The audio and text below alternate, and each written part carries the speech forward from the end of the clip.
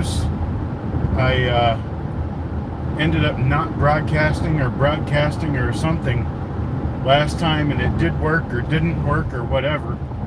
But then when I came back on and tried to do something about it, I got locked out of my account.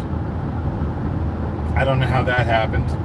I spent roughly 20 minutes playing with it, trying to get it to work, and ended up just having to do an all account reset. I'm still not seeing anybody here. I still don't think I'm actually broadcasting to anyone. But hey, might as well give it a shot, right? I'm doing this in the dark because I'm in my car and I'm driving, and I'm not going to turn any indoor lights on because that just makes everything look a little bit dimmer. And when you have a problem with pollen accumulating on your windows to begin with, it clouds vision and keeps you from being able to see what you're doing.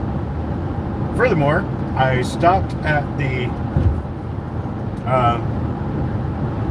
McDonald's to get an iced tea. I waited in line for, God, it must have been 10 minutes. I waited in line and couldn't even make it up to order.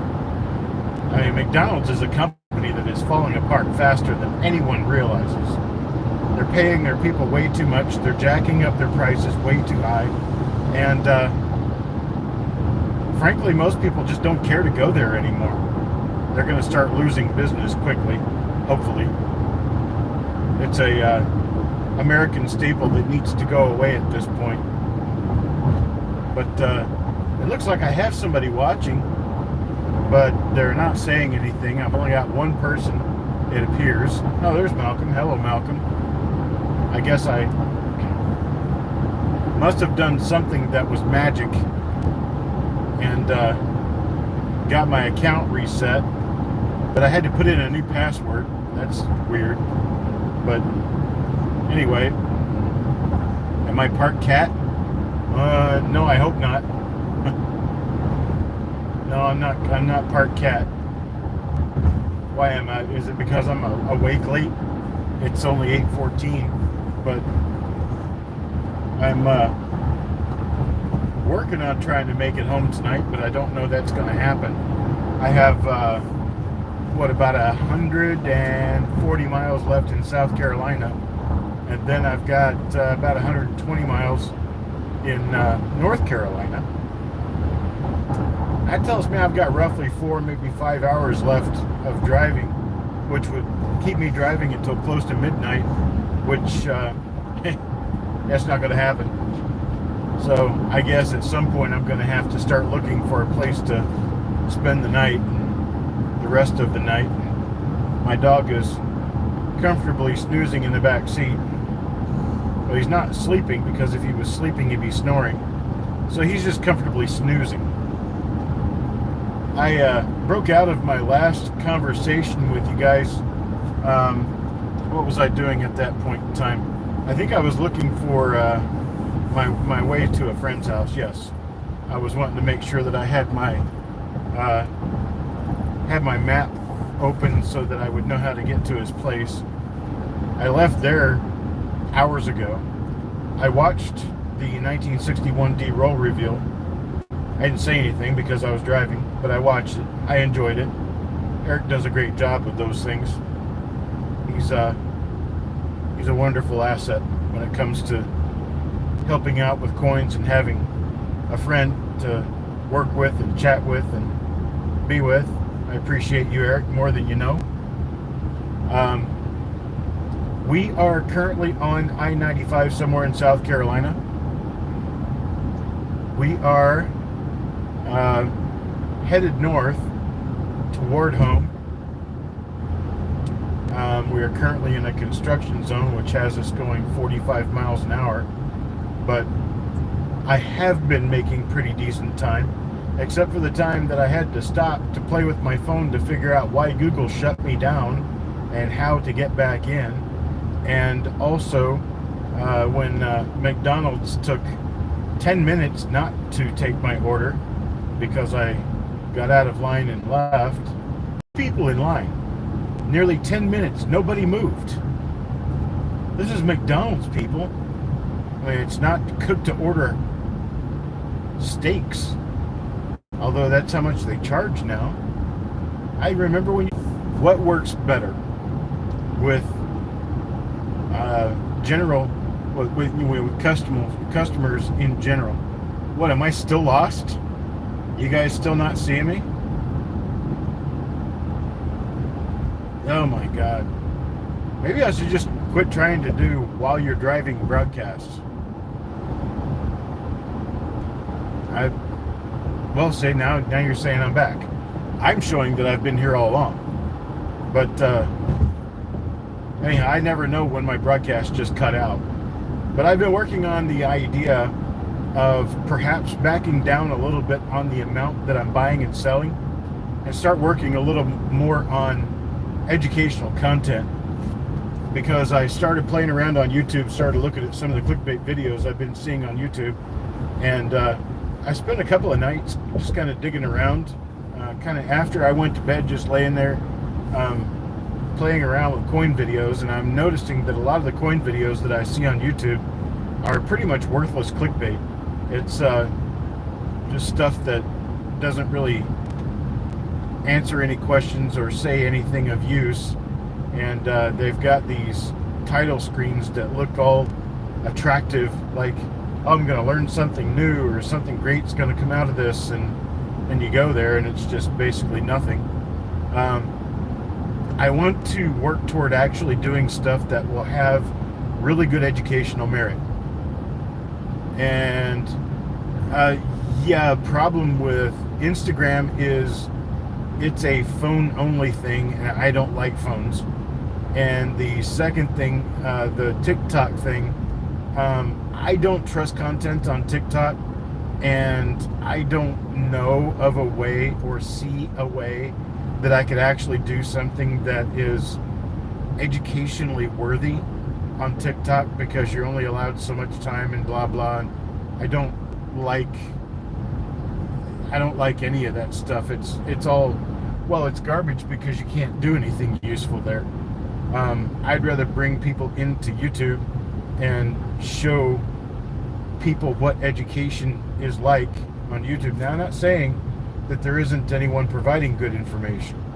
There are people providing good information, but there's not enough of them providing good information compared to the ones that are providing just complete crap.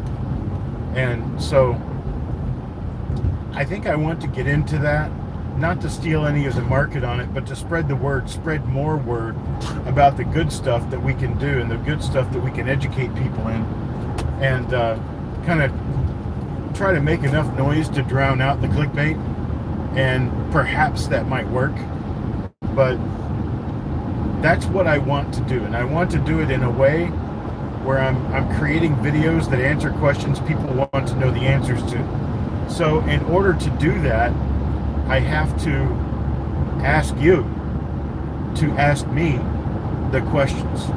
Now, I don't want them in a video.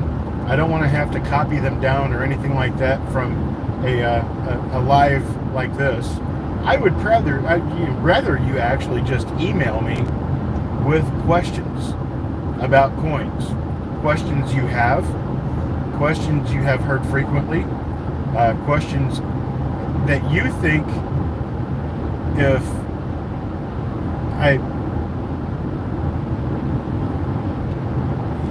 I don't even understand Instagram, Leighton. It's just not something for me. I have enough different things I've been trying to do that Instagram only adds one more different thing that I don't know anything about and don't have the time to learn. I have never seen any use or any point in Instagram, and that's just me. I'm old, I guess. YouTube took me long enough to learn, and I'm actually doing rather well with YouTube at this point. Obviously, I don't have any problem talking with people. I don't have any problem presenting myself to people. My issue is more in the technology and how to use it. And I prefer something I'm a little more comfortable with using, and at least know that what I'm doing is going to broadcast and be out there for the world to see. The best way for me to purvey that information at this point in time is to use YouTube.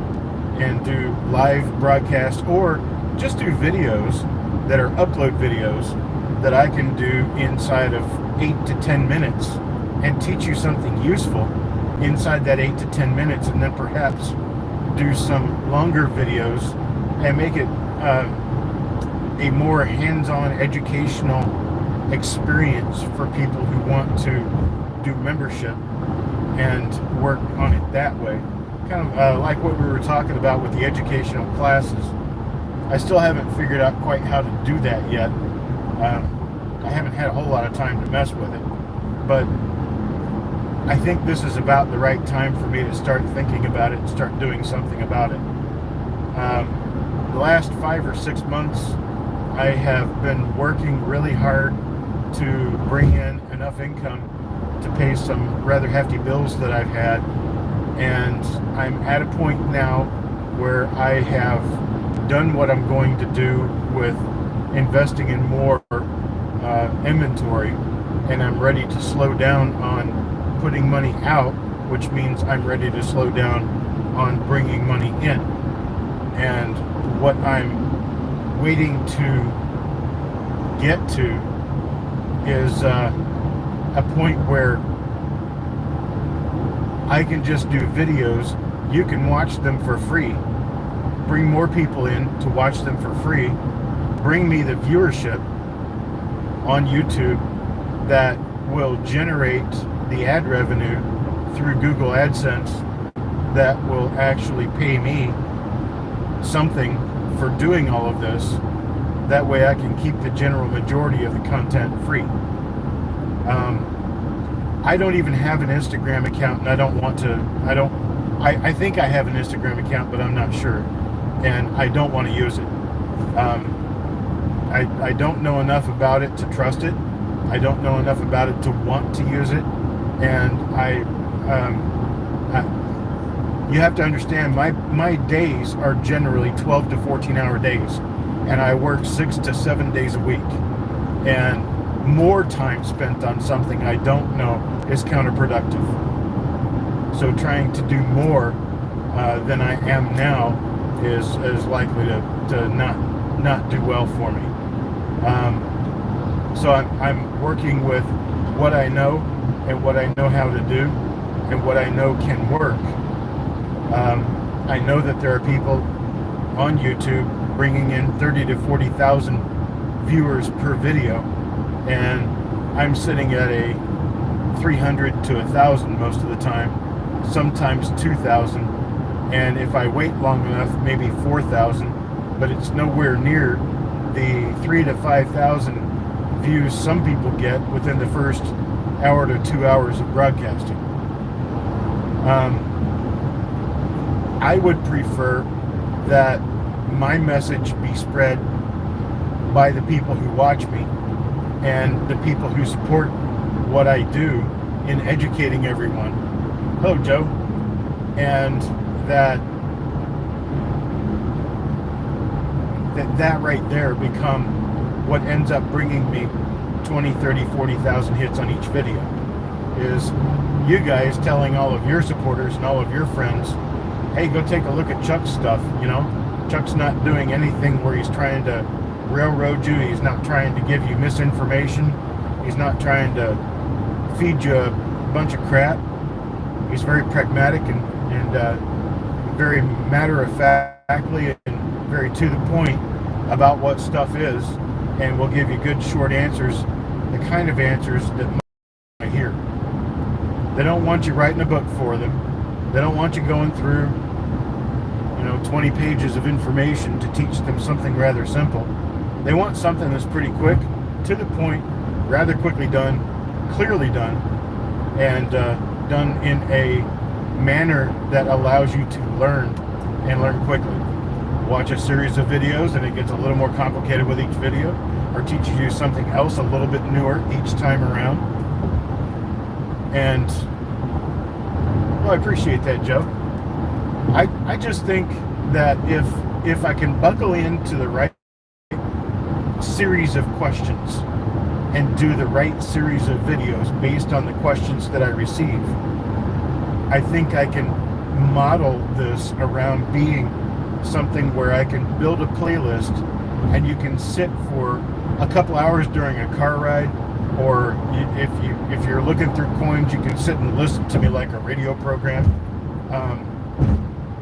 And that's the kind of thing that I think if I get on there and I do a number of 10-minute videos that glue together to make a 4-hour long, learning session, that's something I would enjoy listening to if somebody else did it. And most of what I've found that has any educational value is kind of onesie-twosie stuff, and it's there. It's kind of to the point, but a lot of times it's 15, 20, 30 minutes long. And I think people are really into slightly shorter videos that have a very clear message, something that someone can present, be in and out of it in just a few minutes, and you've learned something new. You're interested in going to the next video, and the next, and the next, and the next. And all the videos that you watch over a period of a series of videos, let's say I make 25 different videos, you watch all 25 videos, and your friend watches all 25, and another friend watches all 25, and then you come back and watch the last 7 of them again because you forgot what I said.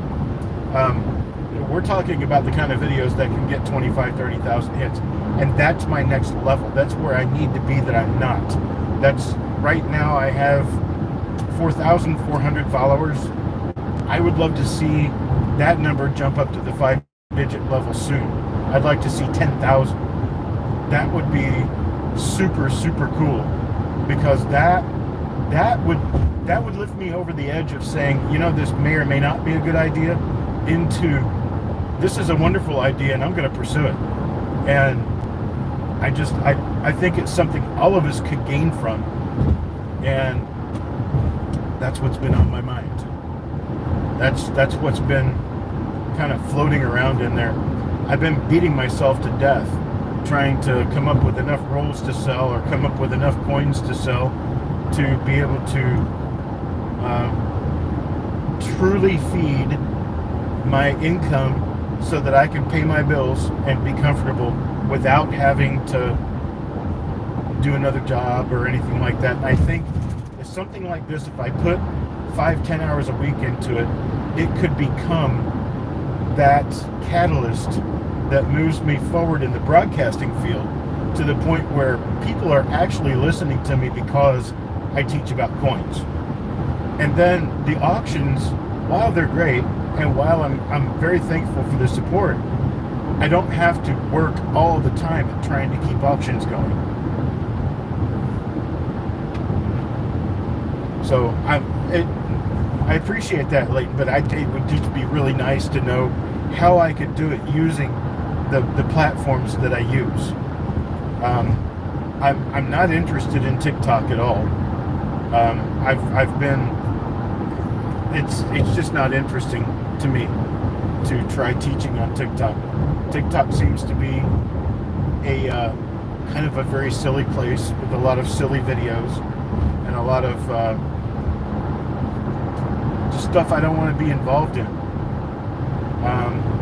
A lot of the people on TikTok that I've seen that actually do anything to try to teach anybody about coins, they're really short, and the people don't know what they're talking about. And a lot of the ones on YouTube don't know what they're talking about. I just want to spread the gospel of numismatics. There we go. Not to be religious, but that's kind of what it is. I just want to interview somebody and make a video of it. Here's my problem with that. I really don't have the means to be able to do that. I work from home. I don't bring anybody in live. I would not bring anybody in live.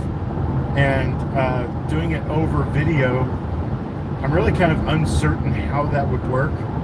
But I don't know, maybe I could try it, but use that as an example in an email to me, cd@coppercoins.com.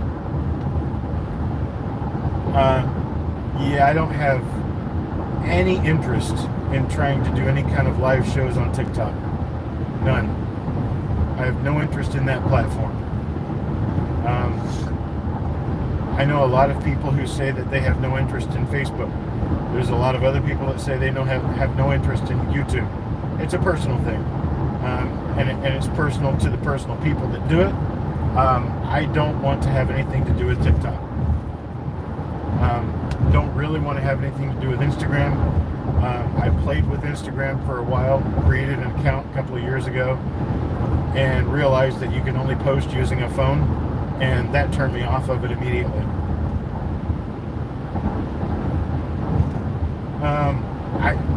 The problem with bringing in people is I don't really know that many people. I mean, I really just don't know people who would come on to a broadcast and talk. I mean, I know a few people, yes, but I don't know the right people in today's world that would make good voice interviews.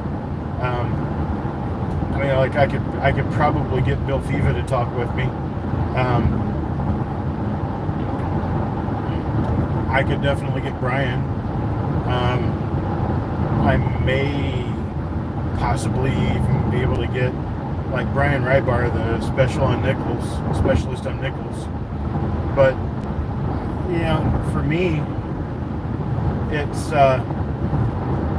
really kind of just more the minting process type stuff and detecting bad errors, grading Lincoln Cents, grading in general, talking about graded coins and talking about the coins that didn't grade. I mean, I did a few videos on that. They received pretty good press. I mean, there's a number of people watched them. I've got a lot of new coins that I just picked up from, I've got 4 boxes of slabs that I picked up from NGC. And with that came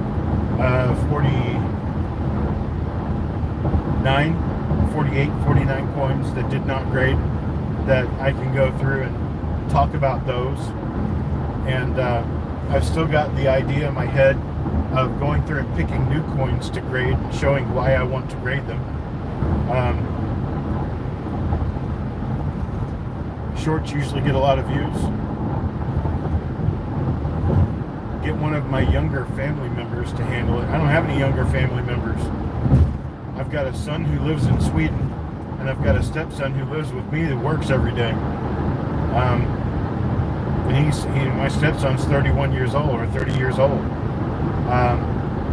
My days of having teenage kids help me out is over because I don't have any teenage kids around me. I have no grandkids. There's no kids in my neighborhood that I know. I'm really kind of alone where it comes to that.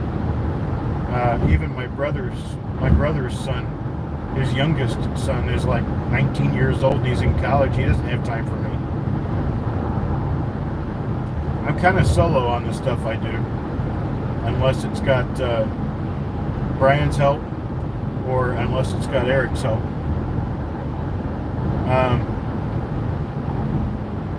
Now I think the shorts Joe's talking about is shorts on YouTube, kind of like the Did You Know shorts that I did quite some time ago. Yeah, my biggest problem with that is that my computer seems to be a little on the fritz when it comes to trying to edit video. And there's only one way I know how to edit video where it comes out more or less professional looking. And my computer won't crunch that anymore. I don't know why. I've played with the settings on my Adobe Premiere Pro software. I've played with the settings on YouTube, and I've never found anything that really works. Hi, Mark. At one point in time, I was creating and editing 1.5-hour, 2-hour-long videos that went on YouTube and that went on other broadcasting venues online. And I was using 8-10 video layers and 3 or 4 audio layers. I was doing special effects, transitions, all kinds of things. Now I can't get any of that to work. I don't really know why. I would need help getting all that set up and simply don't know how to do it myself.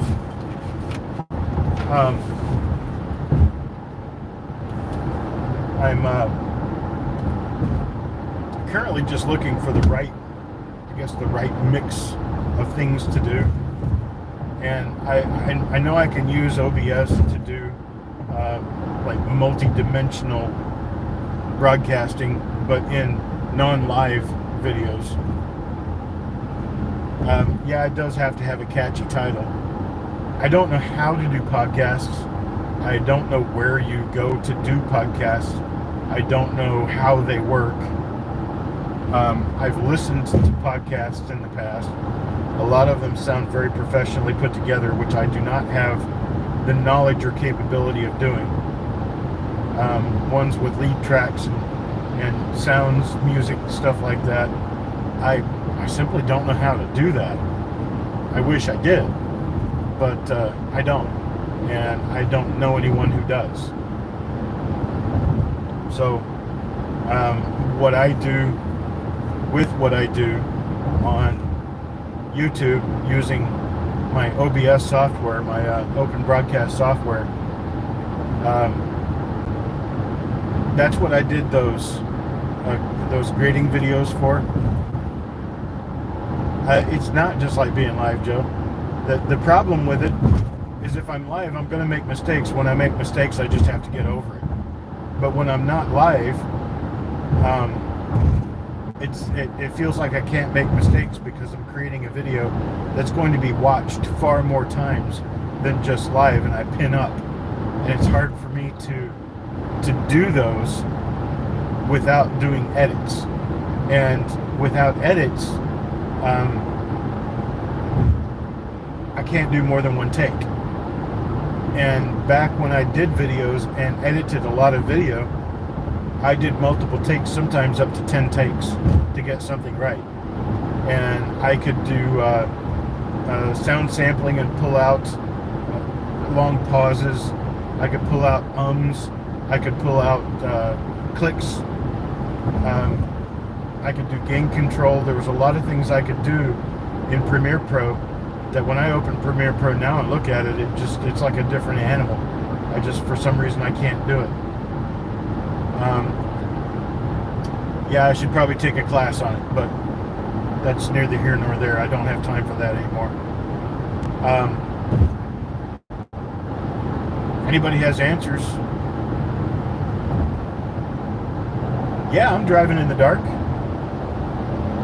Well, I mean, I've got my headlights on. I can see out the front of my car. But yeah, I'm sitting here in the dark. I got a guy using his turn signal in front of me, which is why my face was blinking red.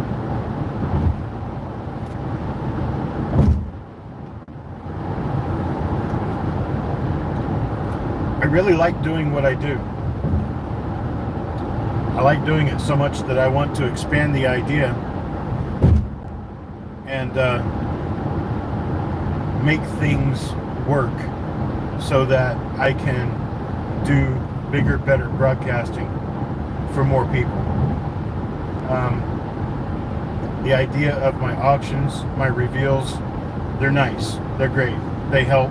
They do a really great job of entertaining me, entertaining you, and keeping my income stream rather active. My big thing is I want to expand that to more people. I want to expand it to more people. I want to expand it to a greater variety of people. I see some of these other people. Blue Ridge Silverhound, good broadcaster, guy knows what he's doing.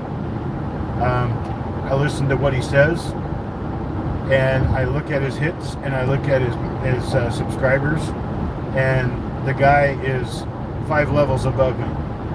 And I know why that happened, because he creates more videos that he uploads and people watch them.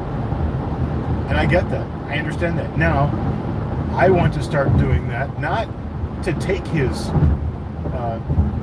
not to take his audience away, but to add to the overall numismatic audience. Some of his people watch me, some of my people watch him, and all together we end up bringing weekly sales on eBay. Who's? You talking about Blue Ridge Silverhound?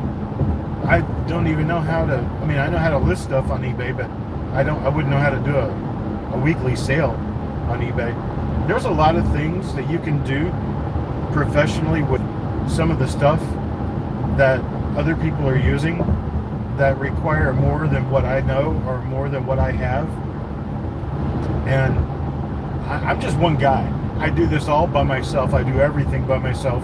Whatever you don't see Eric doing, and the photographs that are not by Eric or Brian, everything else is all me. Gathering the rolls, buying the inventory, putting the inventory together, coming up with ideas, loading flip inserts, photographing, broadcasting, the graphics on the broadcasting, everything you see is me. There's not another person working on this stuff.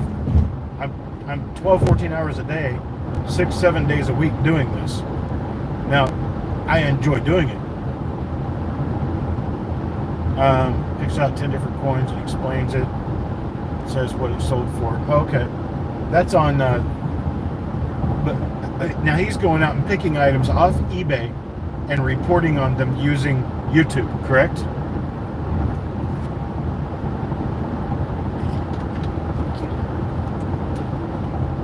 Okay. I initially took that as it was a sale that he did on eBay, and that was kind of what I was thinking.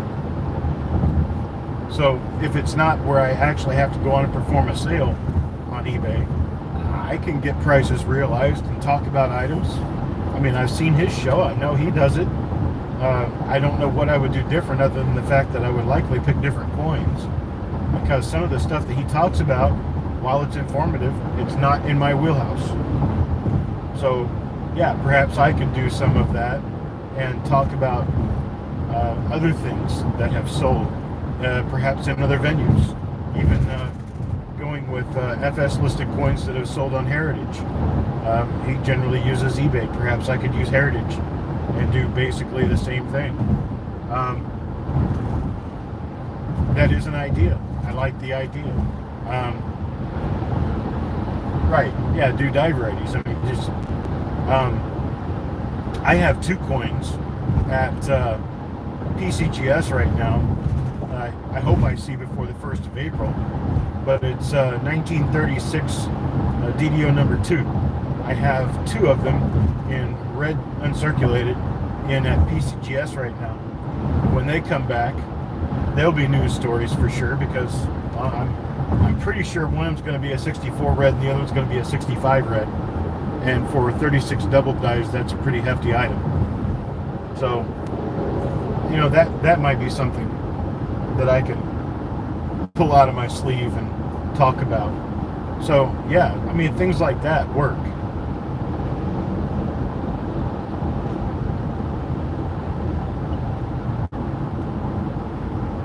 Okay.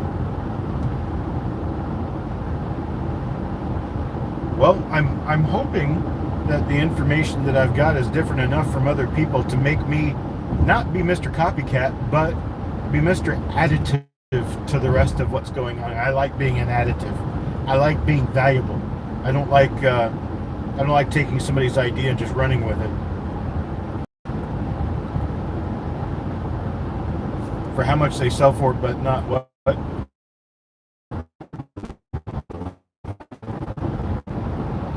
I missed that last, but not the process. Okay. Are we talking about the process of how the dies are created?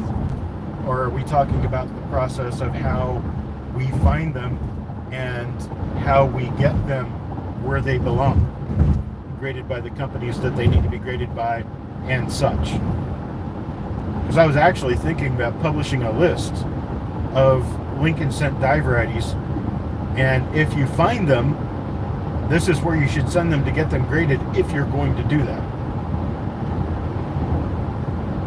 Like the first thing I would tell you is that you need to make sure that the value of the coin is going to be high enough with a slab around it to at least come close to meeting the price of the slab in the first place.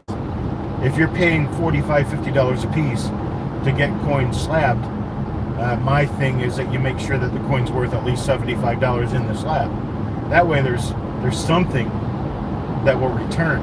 Now, if you bought the coin for $100 and you're going to get it slabbed, so it turns out to be a $100 coin, then you've got a lot of thinking to do.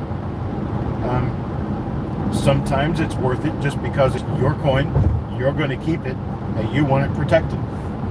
Great reason to slab coins. If you're trying to do it as a profit-making resale item, I would be extremely careful with how I handle that. Because out of all honesty, this is out of all honesty to you folks, it's about kids breaking into the mints, making error coin. Really? Well, in all honesty, with regard to me and submitting coins,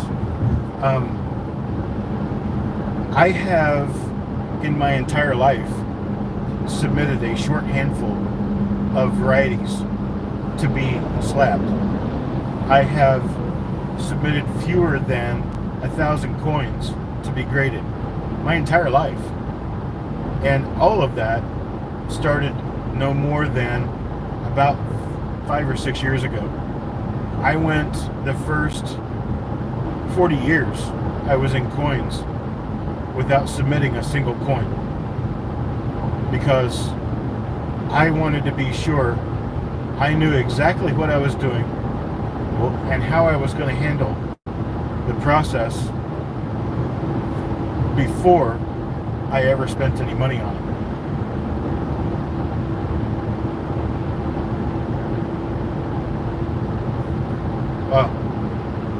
So, to an effect, I can probably give you a lot of good chewable information on dye varieties, what to do with them, who to submit them to, and how they're valued. You're wanting to become an attributor when you have time? This is after you retire from trucking, or are you going to do it sitting in the passenger seat when hubby's driving? I don't have enough time to be an attributor, truthfully. That's why I kind of shut the doors on that process, because attributing dye varieties, when you get to the more minor dye varieties like split serif RPMs, it can be very possible to spend 4 hours identifying one single RPM. You spend that kind of time to identify a single coin. There is no amount of money that you could be paid to do that would equivalent to even a part-time job. And for the most part, when you do attributing professionally, and let's say you draw in, I'm going to say 75 to 100 coins a week, because even charging $5 a coin, 100 coins a week is only $500. You're only getting $500 a week, and your 100 coins are going to easily take you 100 hours to identify. So you're spending more than double time in a week to make less than most people make in a week. And when you spend that kind of time at it, you've got no time for anything else. So trying to professionally attribute coins, do it for money, I have heard nothing but bad news and bad reports about the people who try charging $10 a coin to do it.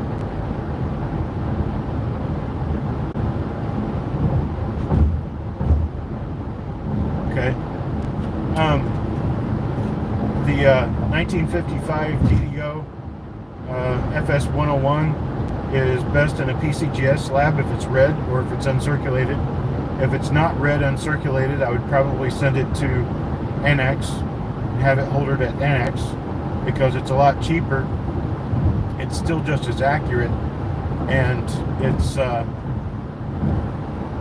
not going to cost you anywhere near as much to have it in that holder. Now the red BU, You're probably best listing it with a good title and subtitle. Okay, it's NGC red, and it says FS 101 on the slab and not some VCR number, because that's another bad habit they have, putting their VCR number on a coin without actually listing the FS number. FS number is what people collect FS coins by. So if it has the FS number on it, my best bet to you would be to run it on eBay at a minimum that you're willing to accept, and hope the market goes up on it, and not sell it below that minimum. A lot of people who would start something for 99 cents with no reserve, they're likely to get their lunch eaten for them on coins like that once or twice. You really kind of got to have a market for something like that before it's really going to sell for the kind of money it's actually worth.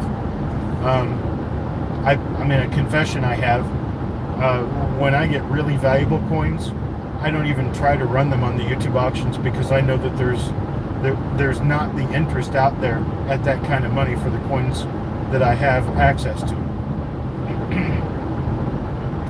You can't find a similar one to compare numbers.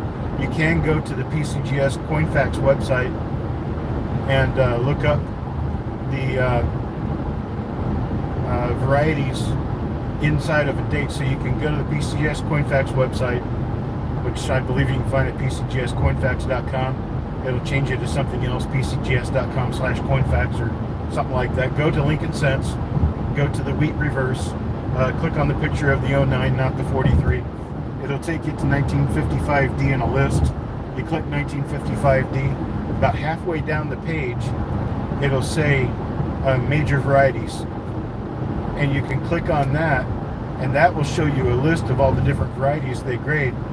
If it's an FS listed variety, you will be able to get serial numbers off of coins that are that variety, because you can see them. You can see the serial number. And then you go to Heritage and search Heritage for that serial number, because a lot of those have sold on Heritage at one point or another. Just going to Heritage and searching for the variety by the FS number could help you. It could provide you everything that you need to know in finding that coin having been sold or selling.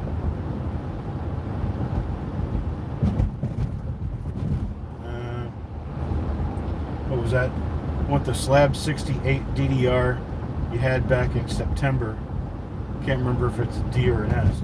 I didn't have a slabbed one. I had one that I had used for plate coin, but I didn't have a slabbed one. I've got a couple of 68 DDRs, 68D DDRs. It's let's see, 5 is reverse double die, I believe. So it'd be a 501, a double die reverse number 1. That would be a PCGS coin to grade, I believe. Yeah, 275 sounds right. I don't remember exactly where I was before I deviated and started talking about Joe's coin specifically, but that's the kind of information that I would like to be able to spread to people. Oh, Jason, Dad is doing okay, as well as can be expected.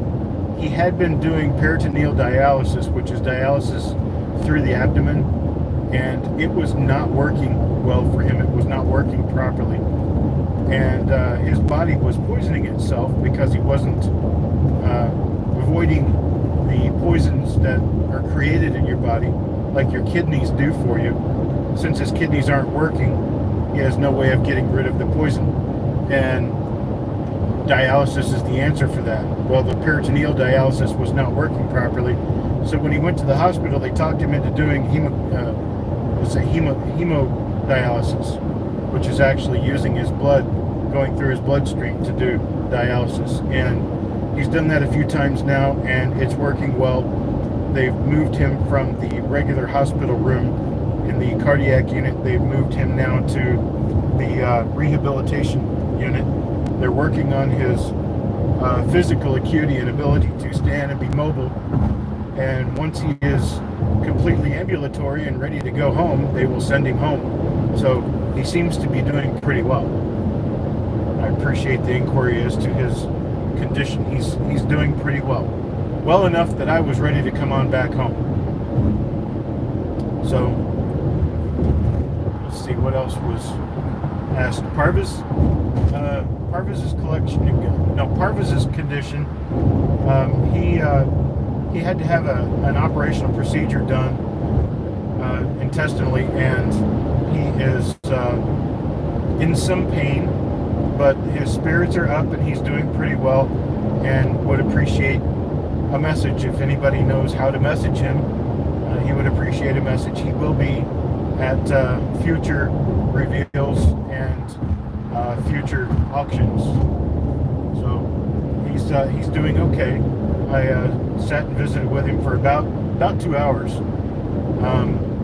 I took his order to him, so I delivered his box to him, and I inventoried it for him. So let's see, what did I get? What did your email picture of you, my pup driving? I think I did, Jason. I think I did. I would like to see you do that, Sissy. That would be a good idea. Parvis is a nice guy.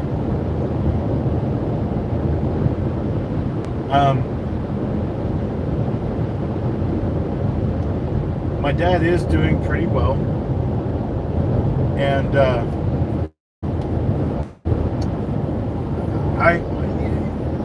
I want to be useful, really, really useful.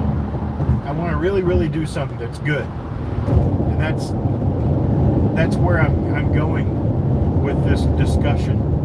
Trying to do something that helps the general public in coins. You need a camera. What do you want a camera for? To do what with? Because I've got a few recommendations if I know what you're doing with. I've always found that for typical photos, any point-and-click camera works, or most cell phone cameras are fine.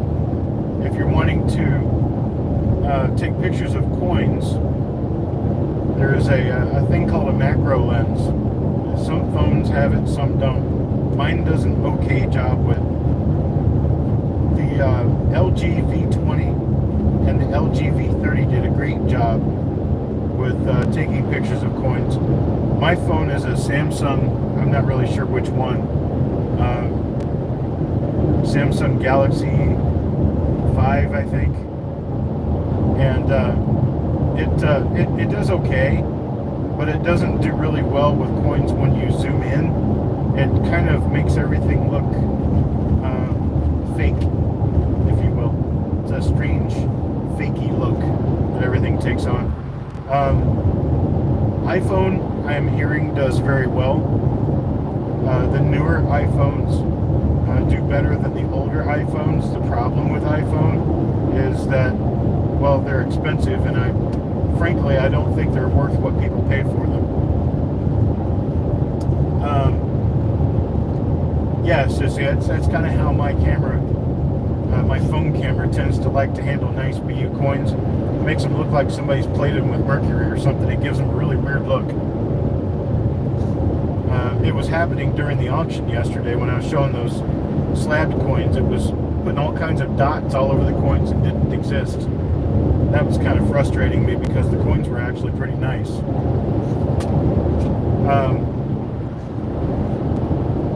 I've got a lot of stuff to go over in the next few days. I've got a lot of stuff to do some shorts on, do some videos on.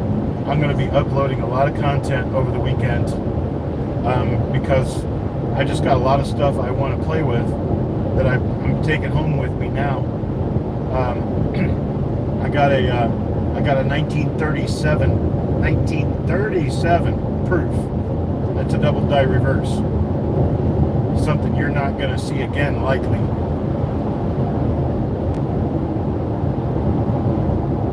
When I come home, you need some rolls. I'll do what I can for you, Jason. whatever we can get done. I have thousands of rolls, so that shouldn't be the problem. The problem will be my time. But yeah, 37 proof double die reverse. I found one 25 years ago, and I sent it in for attribution, and it came back too minor to list.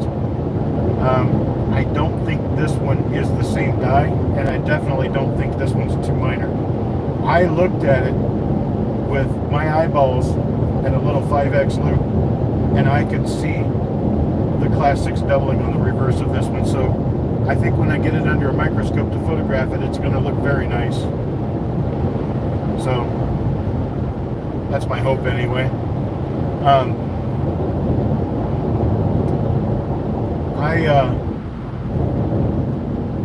I've got 40, 45, 46, 47, something like that, coins that were handed off to NGC for grading with a 66 grade minimum that came back ungraded.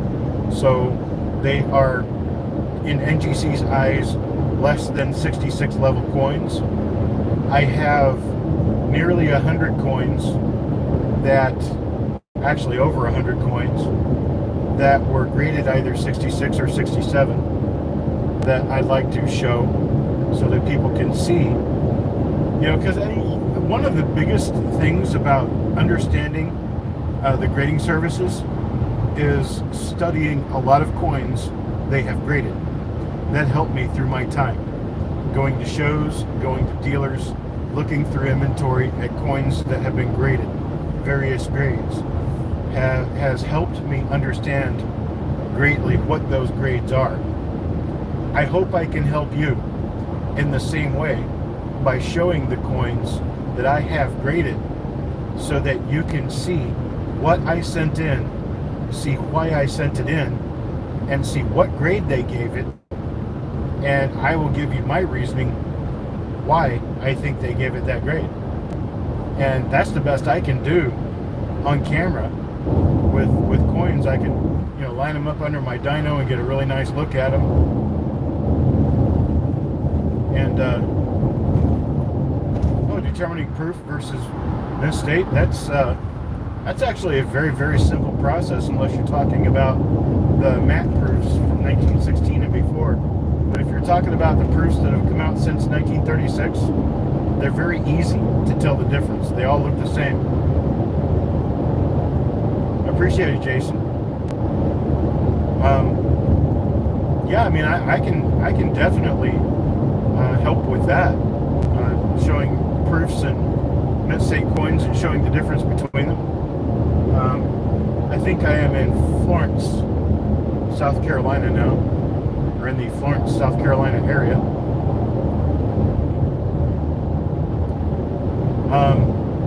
I have a lot of proof coins that I put into circulation, and the reason I do that is because I have hundreds of rolls of proof coins that I've purchased over the years. I get into them, and the ones that are permanently stained, permanently, you know, like they've got carbon marks on them. They're just kind of ugly looking coins, and they're not really collectible as proof coins. I just dump those in my copper. So if you buy my copper bags, you're liable to get some proof coins in those. I put them back in circulation. I've got some of the zinc years that have zinc rot or whatever on them. I have some of those in my bank bags ready to go to the bank. Oh, okay, now I know where I am. I'm nowhere near Florence yet. I'm at Lake Marion, the largest lake in the state of South Carolina. I'm crossing over the lake right now. I'm very near mile marker 100, which means I'm just about 100 miles from the Georgia state line behind me. Now the zinc isn't really all that bad. You just have to get used to it and skip by all the bad coins to find the good ones. Let me give you a little hint on that. Of the years 1992 to date, looking in change and in rolls that came from the bank for very high grade coins is almost a lost cause. However, if you look at the values for high-grade coins, they're really, really cheap. I mean, so you can get high-grade coins from the late 90s into the 2000s for $25, $30 for an MS-67 coin. Reason for that? They came out of mint sets. And mint sets are a really great place to find very high-grade coins. And anytime somebody has broken apart mint sets and put the coins in 2x2s and I buy them, I know that they're mint set coins because they're much nicer than what you're going to find in the in change. Everything from roughly, I'm at 102 right now. I'm at 102. I've already crossed Lake Marion going north. I'm not sure where Blackburn is, but you know where I am. I'm on I-95, traveling towards home.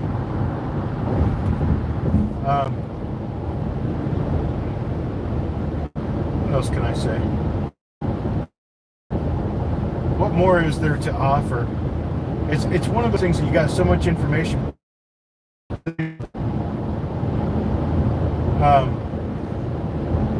So much information plugged up in your head, you don't know how to get it out because you don't know the question people are going to ask.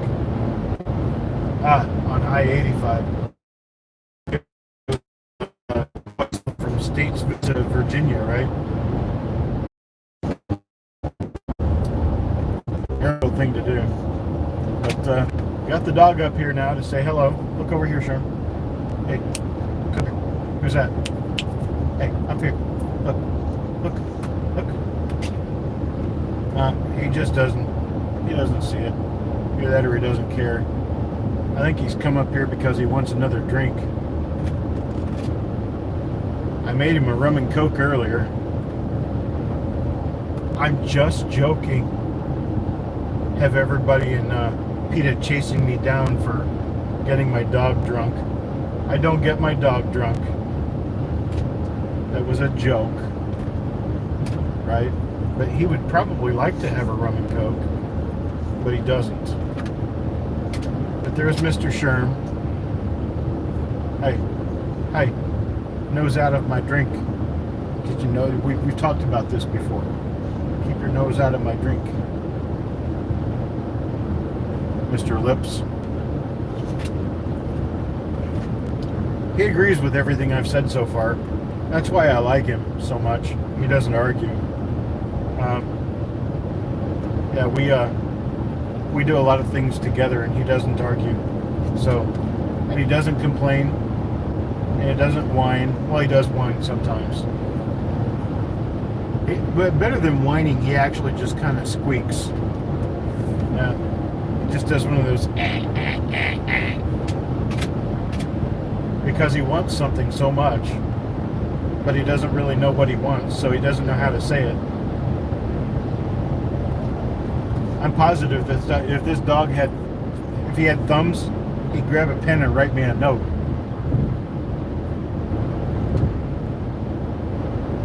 He's a pretty smart guy. Aren't you a pretty smart guy? Here's your mama. You want to go home and see mama? He's looking for mama now. Raised his ears up. He's looking for mama.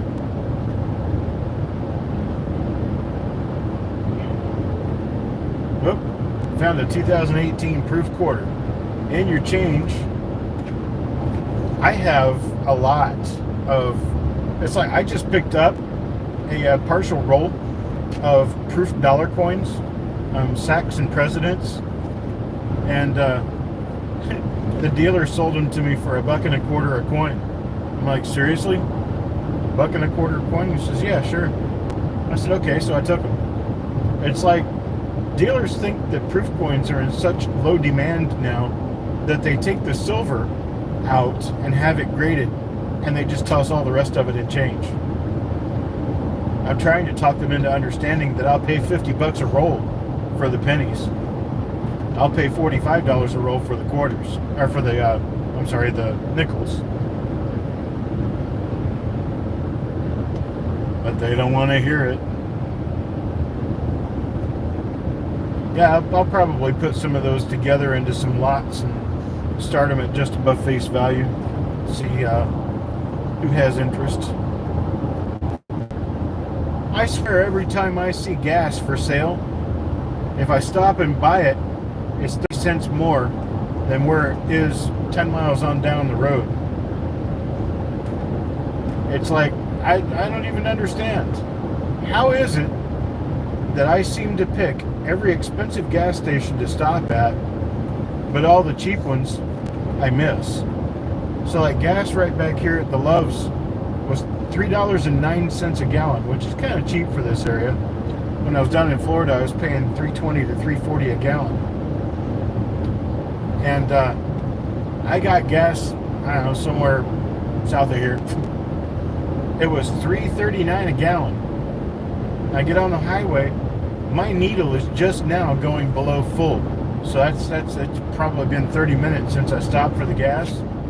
Well, I've been on here for an hour, so it's been an hour since I stopped for gas, because I got on this right after I got back on the highway. And so I drive for an hour, and it's 30 cents cheaper per gallon.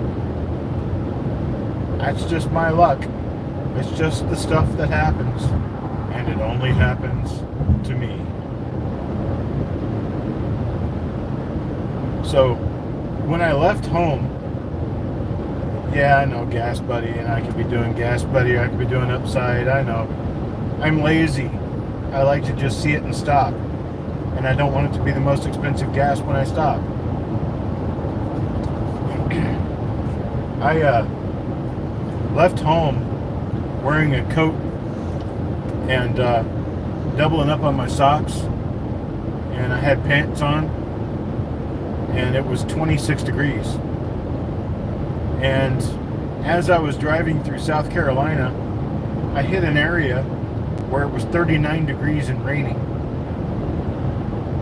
Then as I got closer to Florida, I went up into the 50s and 60s, and when I got down there, it was like 72 degrees.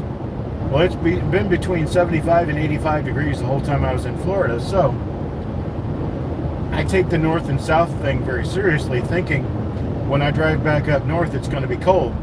So this morning when I got up, I put my long pants back on, because I figured, well, it's going to be chilly enough when I get closer to home that I'm going to wish I wore long pants if I had worn my shorts, which I was wearing the whole time I was in Florida.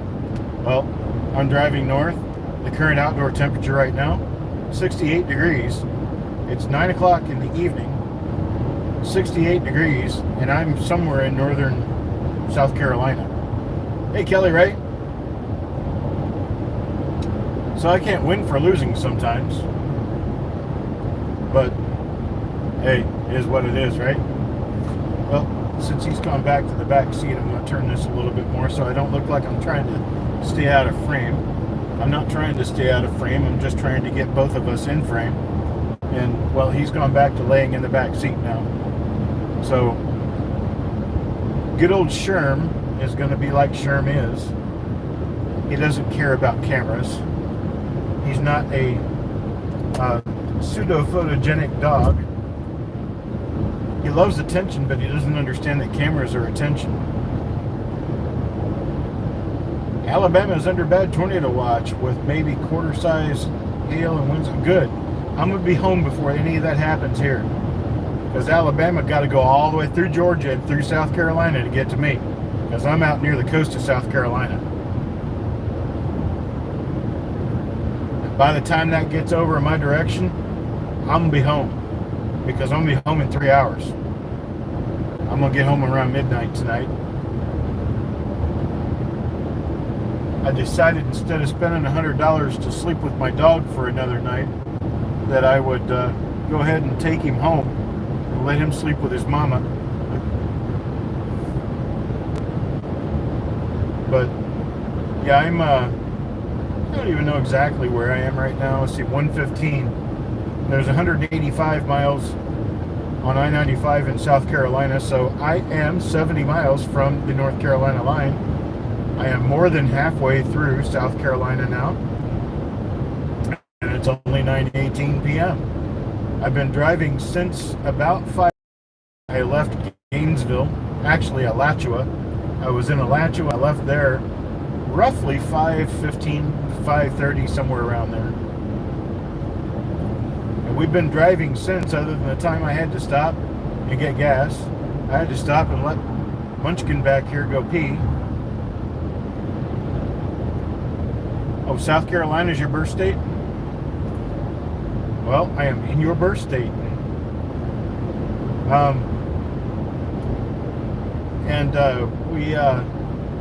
We've stopped for a drink here and there. We're talking about an innocuous drink, like a mixed tea, a sweet and unsweet tea, in a tall glass at a Pilot truck stop. You know, things like that. A bottle of water for the dog. Regular dish. I've been filling his regular dish with water, and he's been making a mess. Hydrated. Eric taught me a new trick while I was in Florida. We've been trying every different kind of kibble imaginable for this dog.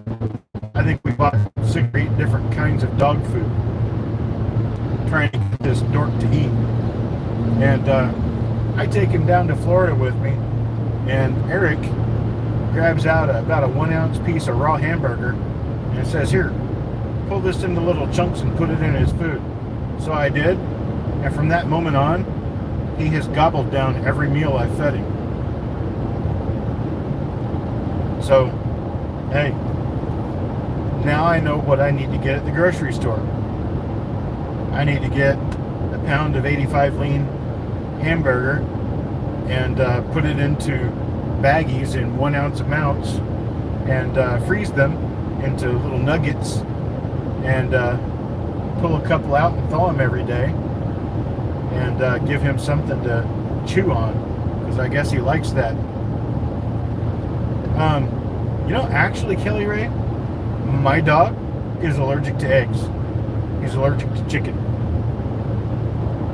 So, and he doesn't do really well with pork. He doesn't digest pork very well. He's actually best with goat, lamb, or beef, and fish. But he doesn't do. He really just doesn't like the taste of chicken. And he's not that smart on eggs. I boil eggs for the wife and myself for breakfast, and I boil an extra one for him. He didn't like it.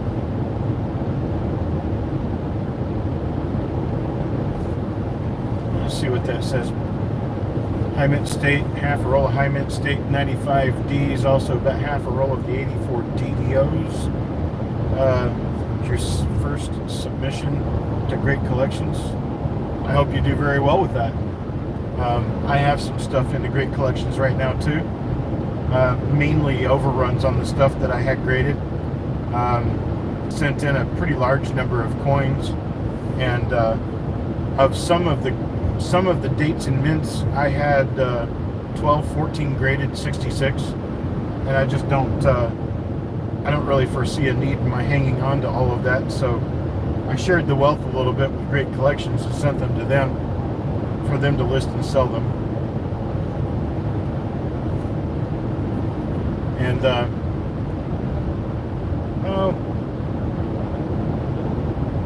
this past week has been a little bit tumultuous. It's been a little bit of a emotional roller coaster ride. The support that I received has been absolutely wonderful. Oh, you just signed up with Whatnot? I can't get Whatnot to work, so I don't understand it, I guess. Never been able to get a broadcast together. Of course, they've got videos to watch that I haven't watched, but I have watched some of them. And so far, I'm still kind of on the fence about even using it because of the fees.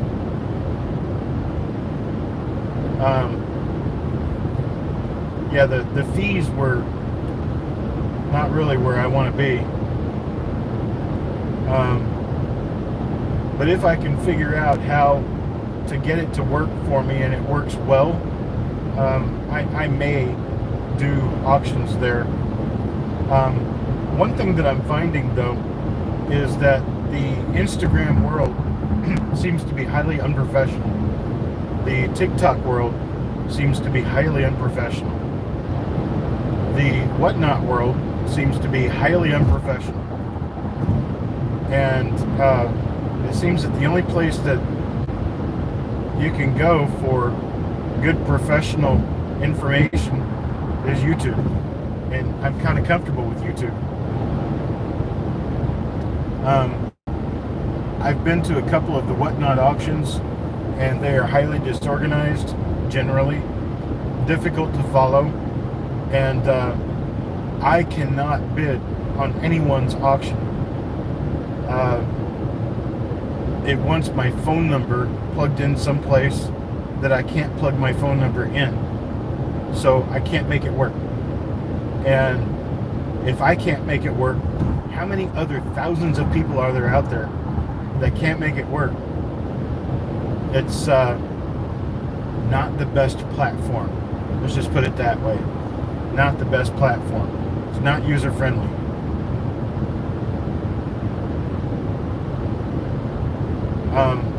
Yeah, I'm sure that there are people who are easier to listen to, but when you start using profanity in the middle of your videos, and when you start using profanity, especially toward people, when you're running auctions, that just doesn't seem to be nice.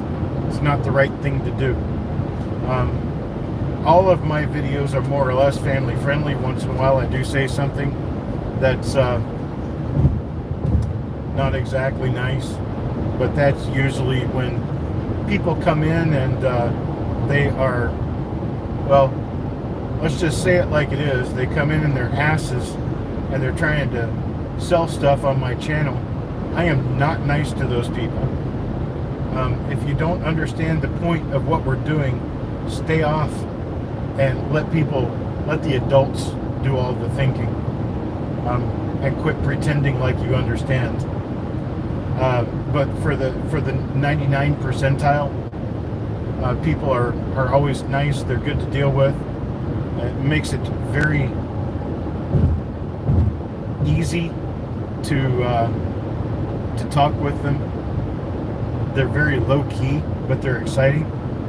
I hope that's sarcasm, because I don't see anything exciting about listening to a guy that cusses every 3 seconds and can't keep his trashy language clean, and talks away from the microphone so you can't hear what he's saying, and will sit there stone cold quiet for 2.5 minutes waiting for somebody to bid on something that obviously nobody wants to bid on. I don't know. Maybe I just maybe I think that you're supposed to fill dead airspace with something. I mean, heck, you could put it up there for an auction and tell a joke. Oh, my shows are. Okay, I get it. Understood. Thank you, Jason. When it said they are, I didn't know if you were talking about TikTok, Whatnot, or me. I think at the time I was talking about Whatnot, so I kind of thought that was the writing subject. But if I try it out, it's going to be a little bit different from other people's approach. And I don't know how well that will translate to the crowd. I do believe that Whatnot will be a different crowd, and perhaps just for that reason, I should kind of poke my head in, do some auctions, and have something in the background that shows my YouTube channel and gets people to come over to the YouTube channel for some good education. I appreciate that, Jason. I don't think that, but I appreciate it. Just trying to get, let's put some integrity and some honesty back in the business. And I'm not saying it's not out there. I'm just saying there's not enough of it out there. And I think the more I sit on my duff and don't do anything about it, it feels almost like a quest on my part. And I hate going on quests because usually quests prove to be fruitless. But I think with this crowd, I can do a quest and that quest will be very rewarding. I don't know why that. So prove me right. I'll start doing some videos. I'll open up Instagram again, take a look. I will try to find something useful to do on TikTok. I will, what's the quest? Reinserting integrity and honesty to the numismatic business. And doing that by teaching people what is not right and what is right, because you got to know what's right from wrong before you know what you're doing. And a lot of people just kind of go off half-cocked, especially with grading coins. You wouldn't believe the number of just crappy coins I've seen that people have graded, and I'm including people I know and people I have dealt with, getting cleaned coins back that are obviously clean. I'm like, what did you send that in for? Well, because it was pretty. Well, it doesn't matter if it's pretty. What matters is if it's going to grade. You shouldn't be sending garbage in because, well, that takes a space out of somebody's time that I could be having to get my serious work done. You know, those kinds of things. I want to spread knowledge. I want to spread the gospel of numismatics. That's a term right there. The gospel of numismatics. I know it sounds religious. Because it sounds religious, I won't use it because that offends some people, and other people it's like mocking religion, and I don't like doing that.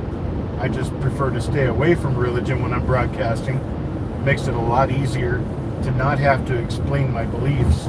So if I do something different die states on coins, absolutely I could do that. One of the problems with doing die state on coins is that I prefer to do it the old-fashioned way that Delma K. Romines did when he published a very, very scarce book that I happen to have one of about a dozen copies of. He used the same die in different denominations, die varieties that were double dies that were known in very late die state, and actually found coins in all 7 different die states, 7 different die states being very early die state, early die state, early mid die state, mid die state, late mid die state, late die state, and very late die state. And he found coins in each of those different die states and took photographs of the same area of each of the coins. And you could see the progression of the die flow lines all around the area where the photograph was taken. And it's very easy to follow his lead in understanding die state. It's how I learned about it. But Delma Romines has been gone now for at least 15, 20 years. And he is a big asset to the overall community. I have tried to reach his children. I have actually reached out to his children regarding the possibility of a shared royalty on publishing his work as an actual book that people could purchase, because his work is so rare in public hands that I wanted to either do a website on it or publish a book on it that could be sold, preferably the book that could be sold so that Delma's grandkids could reap some benefits from his work. However, I cannot get any of Delma's family to reply to me. So I don't know what to do with that. I would love to be able to talk with them. They're in the Louisville, Kentucky area. The last name is Romines, R-O-M-I-N-E-S. Louisville, Kentucky area.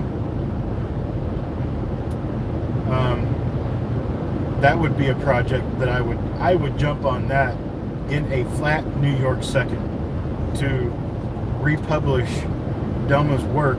All of his work was basically typewriter, cut and paste, and mimeograph machines. I mean, it goes back that far. Photographic prints, black and white photographic prints, and the books were actually published in 4x6 spiral bound photo albums. And that they had flowers on the front of them and all kinds of stuff. I mean, it was like he did what he could with what he had. And I know that I can do a better publication job of his work and put it into a lot of hands at a good price and share that money with his family, but I can't get his family to respond to me. I know he would want me to do it, but I have to have their permission. That's just the way I am. 84D looks like it has some major DDRs that almost look like the 83D. I agree. No, I don't agree. I've never found a major DDR on a 1984D Lincoln Cent. 84D has a few double die reverses, but they're all relatively minor. If you are seeing something that looks like it could be a major double die on the reverse of a 1984D Lincoln Cent, you are 99% looking at one of two things. Your first thing is that your lighting is playing games with you, and it's creating doubling where doubling doesn't actually exist. Because anytime you look at one of those coins with that particular reverse with two lighting sources, looks like it's a major doubling, but it is not. And there you go. Seems or an 84D Lincoln Cents. Yes, I did. Yes, I did.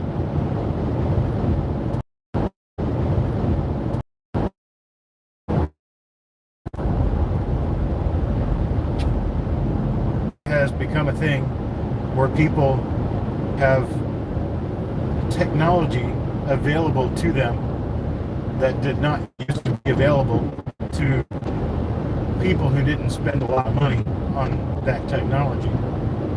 And we now have cell phone clip-on microscopes, and we've got little desk stand-up endoscope microscopes, and most of those are completely worthless. Some of them are okay.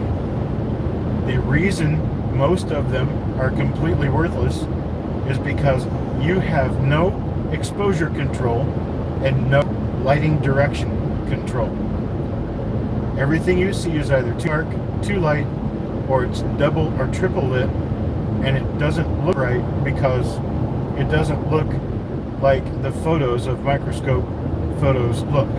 And that's because those were taken with professional equipment. I've only known a couple of people that have any success at all with endoscope cameras. And even that success was limited because of the focal length of what you're using. The only way that I can tell you that you'll be guaranteed to get decent results out of a microscope is to have a regular microscope and use a light box with a fiber optic light guide, a dual-ended fiber optic light guide with a diffuser between them. All stuff that over a lengthy period of time I had to figure out on my own as I developed into a microscopic coin photographer.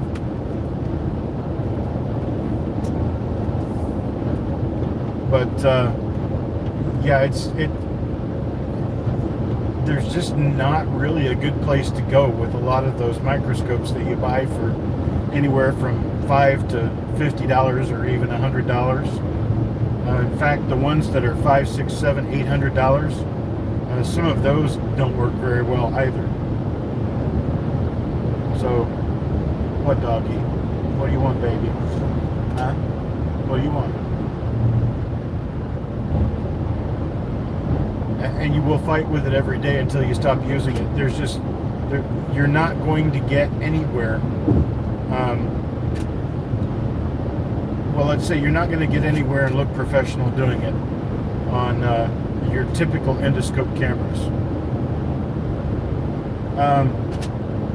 I haven't ever used a Celestron, so I don't know. If it's a Celestron microscope that has a built-in light, don't use it. None of the microscopes with built-in light work well. None of them. All of the microscopes you're going to find that will work well, you have to use an external light with it, and the external light has to be such that you can fit it underneath the optics of the microscope itself, being that the actual lens, the optic lens, and the coin have to have a few inches of distance between them. Even the name brand endoscopic microscopes with the little LED lights and stuff, those just don't work well with coins. They are not made for viewing coins, and they don't work well for viewing coins. Your best microscope is going to be a 35x stereo zoom microscope with dual eyepieces and a different box, a different light box, a halogen light box set up as a lighting tool to put underneath the optics of the microscope. That's really the only way your situation is going to write books, publish websites, or sell $5,000 coins. It's very expensive and can be too expensive to set up. My microscope is a trinocular Amscope microscope that I purchased on special at half price for about $790. So it was supposed to be over $1,500. My light box is an Ecolight 150 by Applied Scientific Devices. They don't make them anymore. If you can find them, you can get them used and sometimes at a good price. I found them as cheap as about $150. The brand new price for those was about $575. That's my scope and my light.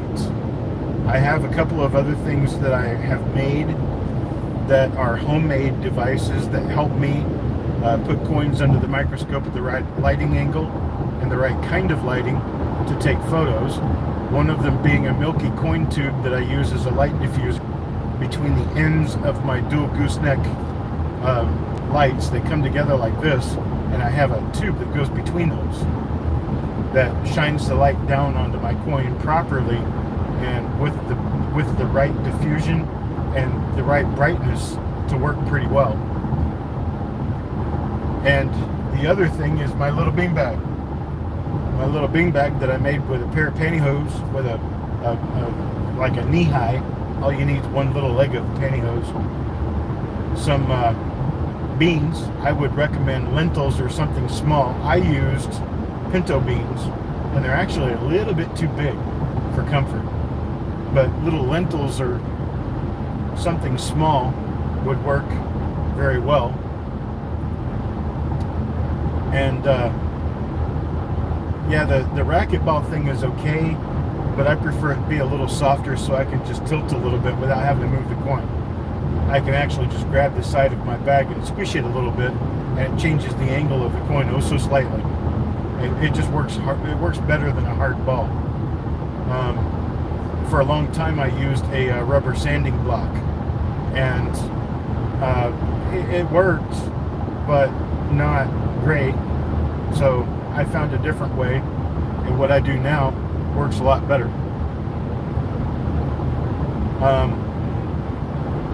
So the other part of photographing coins is your camera. You've got the optics figured out, you've got the light figured out, now you got to figure out the camera. Well, if you have a binocular microscope you're going to end up having to use one of the eyepieces as a camera to look at through the microscope to take the picture. I did that for a long time, and you can use a cell phone quite successfully to do that. I had it was actually a PVC toilet repair kit that I bought at a hardware store that had a couple of thin pieces of different kinds of PVC that I was able to file down and cut into such a fashion that it fit around the outside of the lens of a Nikon. It was a Nikon Coolpix camera that I could just attach the camera to the eyepiece, focus the scope, and take my pictures, and it worked fine. I did that until I got a trinocular microscope. The trinocular microscope that I have is it has an 18 megapixel camera on it, and it works through a tube in the top of the microscope, set to a certain level and focused. I can send the information to my screen through a USB port. It's almost like a USB printer or a live camera that I can actually use it. And Eric has the same thing, and we use that for our reveals. We use that on the lowest camera setting it has available so that we can do live streaming. But if you're actually just taking pictures of coins, you can set it on a value that is 3 times the resolution that we use for live videos, and it does a superb job of taking photos if you have the right lighting underneath the scope. That would be more of my recommendation. If you get that, you don't have to pay separately for a camera. So it's a $1,500 scope setup from Amscope.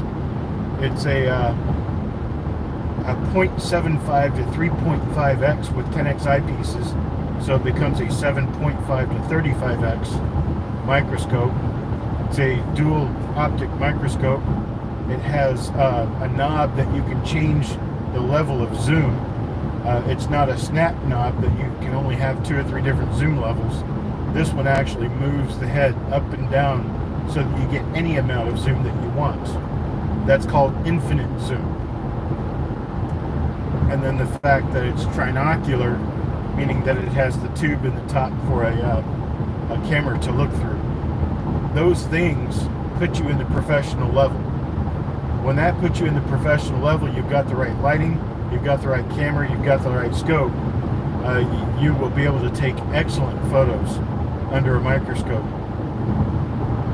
So, the reason I don't tell everybody that, spread the word on that, I don't want to be responsible for people spending $1,200 on equipment they can't use because they don't know how, or they don't know how to properly get it focused or use it or whatever. It takes a lot of ingenuity, and it takes a lot of playing around to get used to those and be able to use them in a good fashion. It took a lot of hands-on learning with Brian and with Eric to get their equipment set up so that it would work well for what they do in taking photos. And they use their photos in copper coins and other places.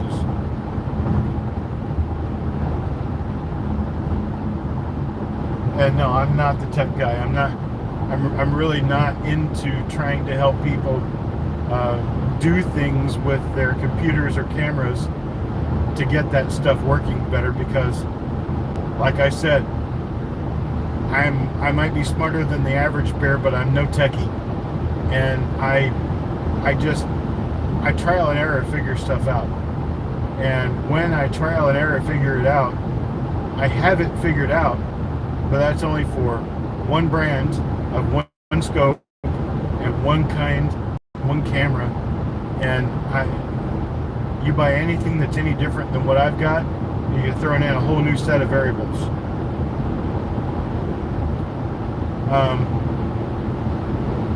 Gosh, man, what else is there?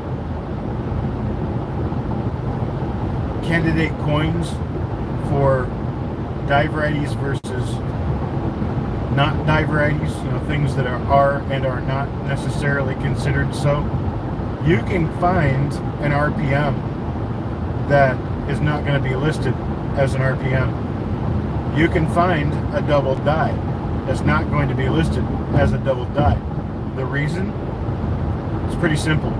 I don't want to list things that you have to have a pristine, beautiful, wonderful superb gem BU coin in early dye state just to see the dye variety. What's the point? The point here is in trying to make a catalog of dye varieties that anyone can use to identify their coins.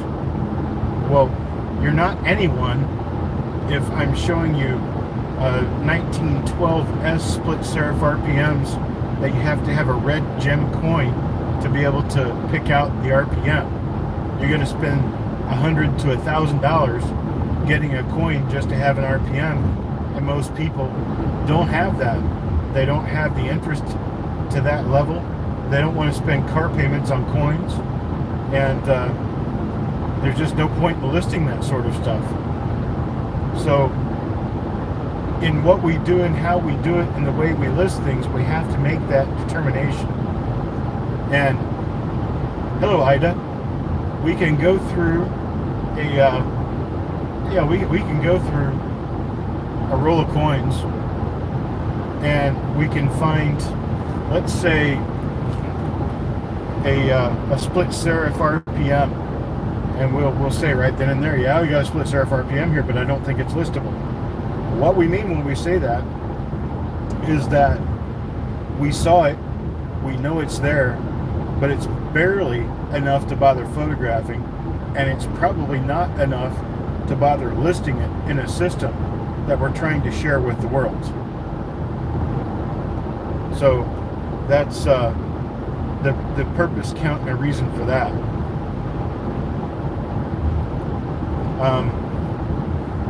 With double dyes, same thing. I want to have at least a good pickup point on a double dye.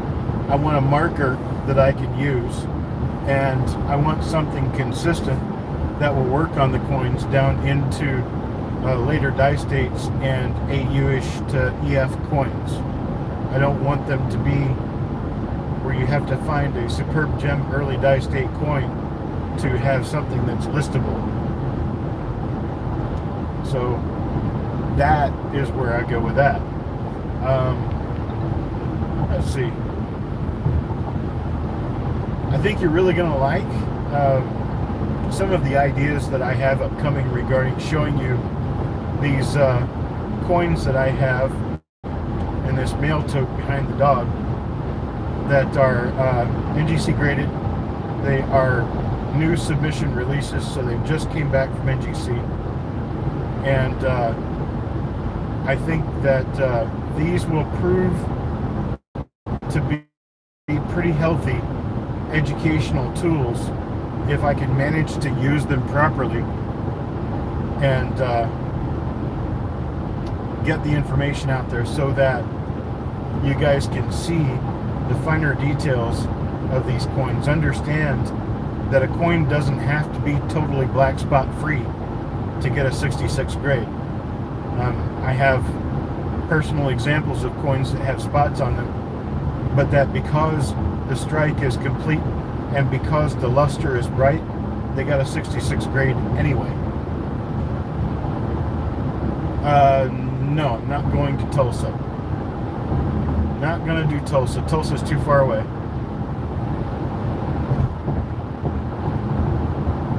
Tulsa would be probably close to a 20-hour drive for me. 20, maybe 22 hours. Springfield, Missouri is 19 hours. That's far enough. I generally, these days, I've chosen to do shows that are, for the most part, east of the Appalachians. I'll go to a Tennessee show. I'll do a Dalton show in Georgia. I'll do anything North Carolina, South Carolina, or Virginia.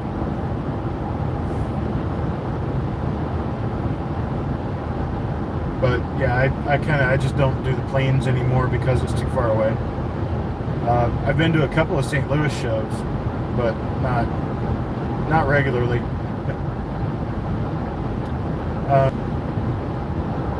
Where am I? 8 miles to 170, so I'm at 162 now. There's 185 in this state, so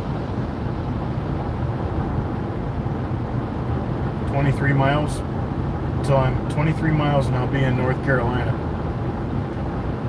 It's 4 minutes till 10. I'm in the Florence area.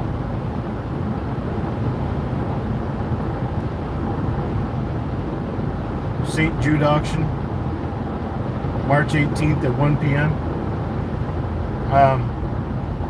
I do believe that you can click on the dots next to Ida's name and it'll go to her channel. I am in support of this. If you would like, you can post a link to where the auction is. I believe it'll allow you to post a link. I don't think it'll let you post pictures, but you should be able to do a link. Especially since you're a moderator on the channel, you should be able to post a link. Of course I'm supportive of kids. I'm allergic to them, but I love them.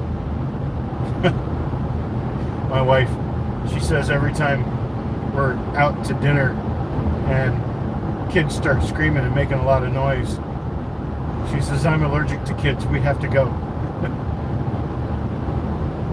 She's not really allergic to kids. It's just that we are getting to a point where we prefer a quieter life now.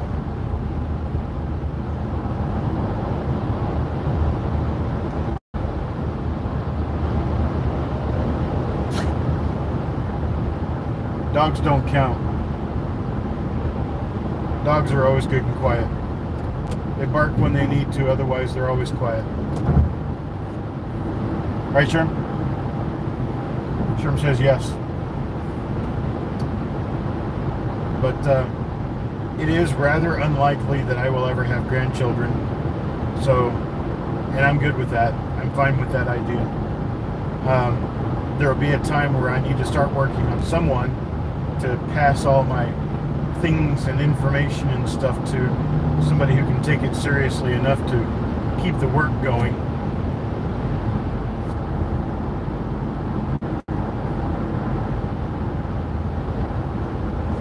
But I'm not really sure who that is at this point. But I digress. That's another tangent. I tend to find a lot of tangents when I'm driving. Tangents that are boring to some people. Boring enough that I've burned through probably 10 viewers since I started here. You just found out that your first grandbaby is due October 7th. I guess it is getting to be about that time of year where October babies are possible. Back in '95, my ex-wife and I were married on the 18th of December, and our child was born on the 10th of October. Guess it didn't take us long, huh? Right, Sherm? Sherm says, Daddy, I'm tired. I want to be home. Well, we're getting closer. Best I can tell you. We're, 17 miles from entering North Carolina.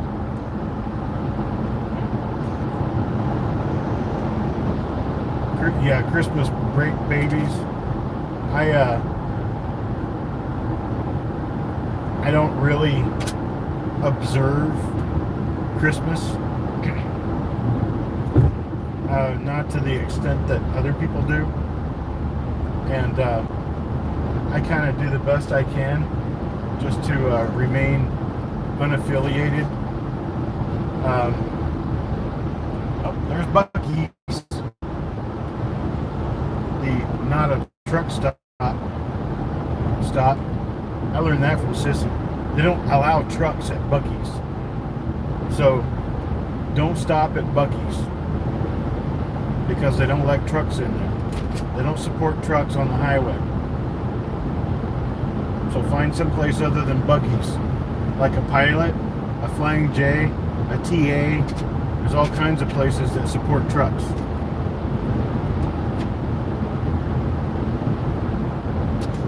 Well, I appreciate that, Jason. How can they not support trucks? There's no place for trucks to fuel up. There's no place for trucks to park. They don't allow truck parking in their parking lot. Buc-ee's is a store for travelers, not truckers. Yes, for real. Tell her, Sissy. I learned this from Sissy, and Sissy's here now. There's a Pilot right there, right across from Buc-ee's. Wouldn't you know it? Right, Sherm? But we don't need a Pilot or a Buc-ee's right now. And gas is cheaper. Gas is $2.99 a gallon here.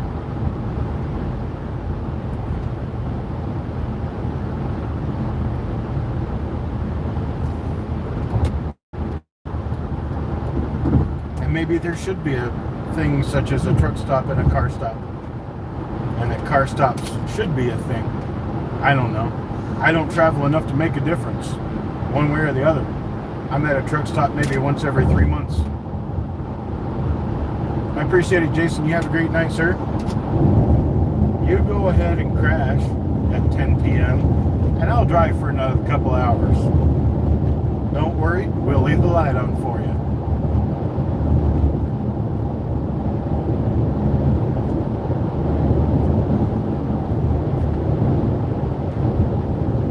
Sherm enjoys a night drive once in a while.